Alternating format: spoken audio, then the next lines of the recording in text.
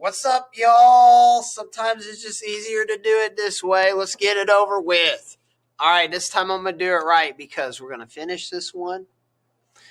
I'll show you some more of the infographics, most horrible deaths, and we'll finish off with Charlemagne. So there's only 6 slides left. Might as well do it this way, and then we can take that test tomorrow and move on. All right, so here he is, Charlemagne. Some of you reached the slide, some of you didn't. So I'm going to hand out a bunch of slides. That way you guys don't have to take these. Keep the slides you've done, though, because those might be on the test, too. Let me get this down here. All right. So Charles the Great, there's a picture of him. You know, here's the thing. We're not at the age where we got cameras yet, so we don't really know what these people look like. The Romans were really great artists, so we can get a real depiction of like some of the emperors who posed as models for the carvings. But at this time, they've lost this skill. So this powerful ruler is known in history as Charles the Great or Charlemagne. I know we talked about this in several of the classes yesterday, but Charlemagne means Charles the Great. He was a determined and decisive man who was very intelligent. Charlemagne was a fierce warrior, a strong statesman, and a Christian. Although he was unable to read or write, he was a great patron of learning. All right, so a couple things we're going to cover.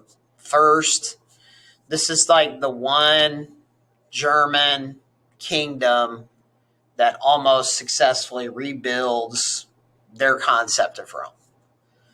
And really, after the Franks, that's it. People are like, Rome's a thing of the past after the Franks. What makes it kind of like modeled after Rome is that the Frankish kings wanted to be crowned Roman emperor, right? And so in order to legitimize that, they go to the bishops of Rome, who we call the popes. Now, the popes saw the benefit in that because A, if they could find a powerful emperor, they could have Rome protected, especially from the Arabs who start attacking from the south. In the Byzantine Empire, which is Eastern Rome, coming from the east, they had some bad experiences with Eastern Rome by this point. And what we end up with is kind of this alliance, and they crown Charles the Great as the king of the Romans or the emperor of the Romans. Now, they call it the Holy Roman Empire, which is kind of a fallacy. And the reason it's a fallacy is because it wasn't Roman. We're now at a point in time in our history where the Romans, pretty much in this area, have mixed with the Germans. It's not, so we consider it more like German than we do Roman at this point.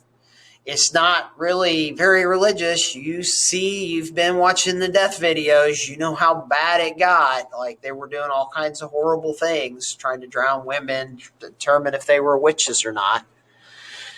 And it wasn't really an empire either. It was kind of a collection of kingdoms that the Franks had made submit to them. And so their main capital was Paris. And it really encompassed the countries of France, Germany, and Italy. So half of its empire wasn't even in Rome, or what Rome used to be. So from 768 to 814, Charlemagne greatly expanded the Frankish kingdom and created what came to be known as the Carolingian Empire. At its height, this empire covered much of West and Central Europe. So the western part was Roman. The Central European part wasn't even a part of the Roman Empire. So what did Charlemagne greatly expand? Braylon the Robert, Frankish kingdom. Skylar Robert, Idris Rojas Hernandez. It pauses Eli for a Stern. second. Or not. Franklin Torres Sarcano. All right. and Counts and Dakota oversight. to the office. So in the background, I really like this slide. Robert, Idris Rojas Hernandez. I'll Eli wait. Stern, Franklin Torres, and Dakota Horse to the office. All right, so I really like this slide because it shows you the map, and you can see that, Charlemagne's empire at his accession. So that's 768. So he inherits this stuff here in the blue. So they were already a big kingdom. And then territories added before his death. So he picks up, a chunk of Germany. He picks up northern Italy, a little slice of Spain here. And then tributary states. These are states that basically said, you're working for us, you're going to pay us taxes, or we're going to invade you. So they kind of were bullied into joining the kingdom. All right, now, right next door to them would be Constantinople and the Eastern Roman Empire. So the Byzantine Empire is southern Italy, Greece, and Turkey, right? And there's a debate. Who are the real Romans, right? And the Franks clearly are German. Notice off here to the left, the Umayyad Emirate of Cordova. These are Arabs. Arabs have invaded Spain. And so the Arabs at this point have taken over the whole southern half of the Roman Empire. It's kind of crazy to think about that. But that's really when we kick it into the Middle Ages, right? So King of the Franks, as Charles' power grew, so did his reputation. In 800, Charlemagne acquired a new title, Emperor of the Romans. That was that kind of alliance between him and the Pope of Rome. Charlemagne's coronation as Roman emperor showed the alliance between the Roman Catholic Church and the German kings, right? So in 800, Charlemagne acquired a new title, the Emperor of Romans. Isn't there really any Romans left? I guess the Italians still thought of themselves as Romans, and the Spanish still thought of themselves as Romans. But at this point, we're starting to get into that intermarriage thing. It's been what?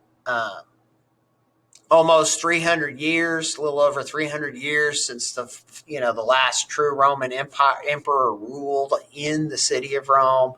Rome had been in a state of decay for 100 years before that. So you're really talking about almost 500 years of intermixing between Romans and Germans. So culturally, we're seeing a big change. All right, the coronation. Dig that gif. Guys chopping up skeletons. All right, coronation. Coronation symbolizes the joining of Christian, Roman, and dramatic elements. Those are the three things that make up our culture coming out of Europe. So, a dramatic king named Charlemagne had been crowned emperor of the Romans. He was able to unite kingdoms and start a new empire, giving him title of Father of Europe. Probably one of his most lasting legacies, because things fall apart after Charlemagne, thanks to the Arabs and the Vikings, is that he re-sparks this kind of idea of we've got to preserve Roman textbooks. So many Roman textbooks had been burnt in the 400s and 500s that there's a genuine loss of knowledge. They don't have the architectural skill, the artist skills, the scientific skills. They lost a lot of that when the Roman tribes went in and just burnt down buildings like libraries. And so what ends up happening here is that he's like, we've got to preserve every text that we can find. We got to preserve every scroll that's left. And he put monks to work. Remember, I showed you that, that textbook and how thick it was. Imagine that's your life work, copying by hand, book from book, right? Now, that might have been a much easier job than plowing a field, and it might have been a safer job. But it would be, it would be a job that would be, just you constantly. That's it. 8-10 hours a day. You just write. Now, thanks to those efforts, though, we save knowledge in Europe, or at least there is some survival of knowledge. So the revival in the late 700s, Charlemagne brought back education to the Frankish Empire. He published books for more schools and education because he wanted to educate more church and state officials. He saw, even though he wasn't educated himself, he saw the value of being able to have that education, make informed decision, keep track of what was going on in the empire.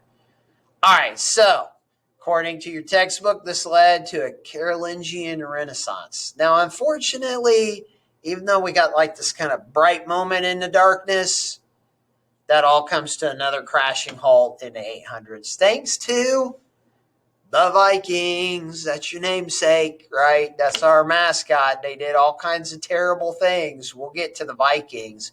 And I got some more kill and torture videos for you on the Vikings because they were not a very nice people.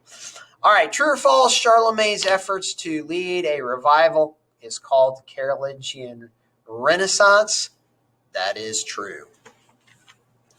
All right, the Carolingians. The monasteries of the Carolingian Empire played a main role in the cultural renewal. Monks copied parts from the Bible and works of classic Latin authors. Their work was a crucial factor in the preservation of the ancient legacy. About 8,000 manuscripts were recovered from Carolingian times. So, I mean, if you think about it now, your Chromebooks, you have probably can access millions of texts from your Chromebook.